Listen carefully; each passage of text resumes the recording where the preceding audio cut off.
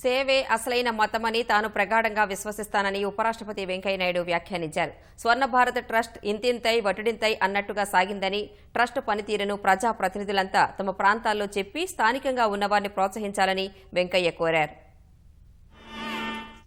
నెల్లూరు జిల్లాలో ఉపరాష్ట్రపతి వెంకయ్యనాయుడు, కేంద్ర హోంమంత్రి అమిత్ షా పర్యటించారు. వెంకటాచలంలో స్వర్ణ భారత్ ట్రస్ట్ 20వ వార్షికోత్సవంలో వారిరువురు పాల్గొన్నారు. ముప్పవరపు ఫౌండేషన్, ఎల్వీఆర్ఐ ఇన్స్టిట్యూట్ పరిశీలించారు. వేడుకల్లో భాగంగా ప్రసంగించిన అమిత్ షా వెంకయ్యనాయుడిపై ప్రశంసల వర్షం కురిపించారు. విద్యార్థి స్థాయి నుంచే నాయకుడిగా ఎదిగిన వెంకయ్య ఉపరాష్ట్రపతి దాకా చేరుకోవడం సాధారణ విషయం కాదన్నారు. ఎంత ఎదిగినా మాతృభూమిని మరువరాదన్న విషయానికి నిలువెత్తు నిదర్శనమన్నారు. వెంకయ్య స్వస్థలంలో ఆయన గురించి మాట్లాడాలన్న అభిలాష నెరవేరిందన్నారు.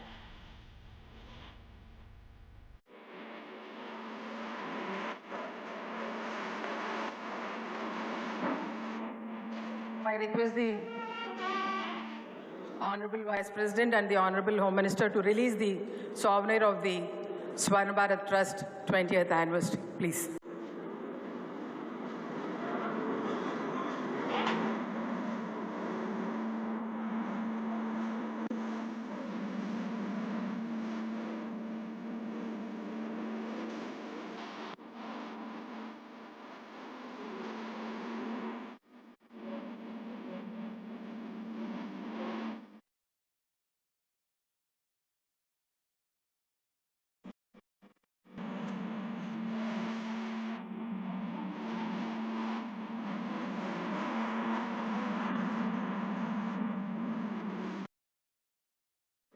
मैं निसंकोच कह सकता हूं, वेंकैया जी के अध्यक्ष रहते हुए पार्टी बैक टू बेसिक्स की ओर गई और वहां से पार्टी का ग्राफ ऊपर बढ़ना शुरू हुआ। इतने डिसिप्लिन तरीके से उन्होंने पार्टी को आगे बढ़ाने का प्रयास किया और उस वक्त बड़ा कठिन काल था पार्टी। एक गरीब किसान परिवार में जन्म लेकर भारत का उपराष्ट्रपति बनना, अनेक विभागों के मंत्री बनना और हर जगह पे कंट्रीब्यूशन करना, ये बहुत बड़ी बात होती है। आज भी जब भी मिलते हैं तब उनके अंदर किसानों के लिए छटपटाहट जो है वो छिप नहीं सकती। ग्रामीण विकास के लिए क्या वो कर रहा है उसकी बहुत अच्छे तरीके से वो मीमांसा भी करते हैं। कॉन्स्टिट्यूशन में जो उपराष्ट्रपति महोदय के लिए भूमिका बताई गई है, इसका आदर्श निर्वहन कैसे हो सकता है, इसका एग्जाम्पल वेंकैया जी सेट कर रहे हैं। भारत के सार्वजनिक जीवन में जो लोग ट्रस्ट चलाते हैं उनके लिए एक पैसा भी सरकारी ग्रांट वेंकैया जी ने अपने ट्रस्ट के लिए नहीं लिया है। స్వస్థలానికి రావడం, మాతృభాషలో మాట్లాడటం తనకు ఎంతో సంతోషాన్ని ఇస్తుందని ఉపరాష్ట్రపతి వెంకయ్యనాయుడు అన్నారు.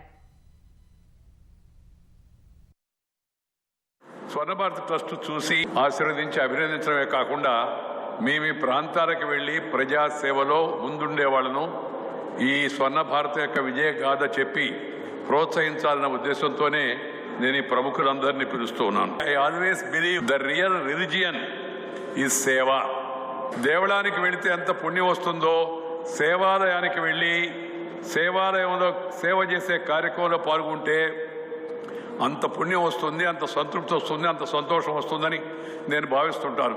ఇక్కడికి వచ్చి పెద్ద పదవిలో ఉన్నా లేకపోయినా, పై పదవికి వెళ్ళినా వెళ్ళకపోయినా జనం దగ్గరికి వచ్చి సేవా కార్యక్రమంలోనే పాల్గొంటూ ఉంటాను. గ్రామీణ పట్టణాల మధ్య అంతరం తగ్గాల, రైతుల యొక్క సంక్షేమం పైన ఎక్కువగా దృష్టి పెట్టాలా, వాళ్ళకి మనం సహకరించాలా. ఈ కార్యక్రమాన్ని యువకులను ఆకర్షించి వాళ్ళకి శిక్షణ ఇచ్చి వాళ్ళకి ప్రోత్సాహం ఇచ్చి వాళ్ళ సొంత కాళ్ళపై నిలబడే విధంగా చేయడం అన్ని సంస్థల యొక్క ముఖ్యమైన ఉద్దేశం కావాలా. దానికి మనందరం సహకరించాలి. జనాభాలో 50% ఉన్న మహిళలు స్వాతంత్రం వచ్చిన తర్వాత కొంత పురోగతి వచ్చింది, ఇంకా పురోగతి రావాల్సి ఉంది. చదువు విషయంలో, వాళ్ళకి ఆస్తి విషయంలో, వాళ్ళకి గౌరవ విషయంలో పురుషులకు మహిళలకు ఇద్దరికి ఆస్తిలో సమభాగం రావాలి అనేది నా ఆకాంక్ష. దాన్ని చూడాలనేది కూడా నా ఆకాంక్ష. ఈ అన్ని ఉద్దేశాలతో ఏర్పాటు చేయబడిన స్వర్ణ భారత్ ట్రస్ట్ ఇంతింతై ఒడుడింతైని ఈ స్థాయికి ఎదగడం చాలా సంతోషంగా ఉంది. దానికి ప్రధాన కారణం మీ అందరి యొక్క ఆశీర్వాదం, మీ అందరి యొక్క ప్రోత్సాహం. ఈ స్వర్ణ భారత్ తెలుగు భాష పరిరక్షణ కోసం, తెలుగు భాష ప్రోత్సాహం కోసం కూడా ప్రయత్నం చేస్తుంది. కార్యక్రమాల్లో తెలుగుతనం ఉట్టిపడేట్టుగా ఆ తెలుగు వెలుగు ప్రకాశించేట్టుగా చూడడం కూడా నా యొక్క ఉద్దేశం. ఎందుకంటే మాతృభాష, మాతృదేశం, మాతృశక్తి, మాతృభూమి ఇవన్నిటినీ మనం అందరం కూడా గౌరవంగా జాగ్రత్తగా చూసుకోవాల్సిన అవసరం ఎంతో ఉంది.